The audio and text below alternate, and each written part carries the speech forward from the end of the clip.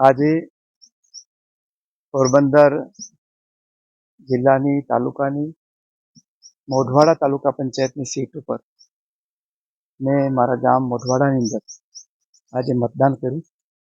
મતદારોમાં ભારે ઉત્સાહ છે અને જે રીતે સમગ્ર દેશની અંદર પરિવર્તનનો અને એ પણ વૈશ્વિક પરિવર્તનોમાં ભારત અગ્રેસર રહે એ રીતે કામગીરી થઈ રહી છે.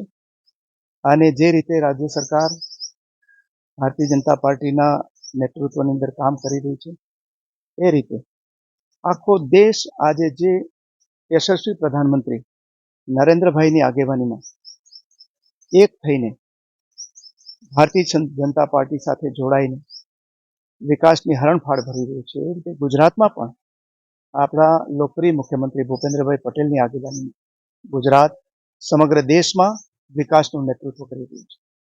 એ વખતે પોરબંદર જિલ્લામાં પણ મતદારોએ નક્કી કરેલું છે કે આ વખતે એક તરફી ભારતીય જનતા પાર્ટી તરફ મતદાન કરવું. અને એ સંદર્ભે આજે અહીંયા પોરબંદર જિલ્લા પંચાયતની 18 બેઠકોમાંથી 2 બેઠક બિનહરીફ થઈ છે. પોરબંદર મહાનગરપાલિકાની 52 બેઠકમાંથી 11 બેઠક બિનહરીફ થઈ છે. અને રાણાવાવ અને કુતિયાણા તાલુકા પંચાયતોમાં પણ અનુક્રમે 2 અને 1 બેઠકો બિનહરીફ થઈ છે.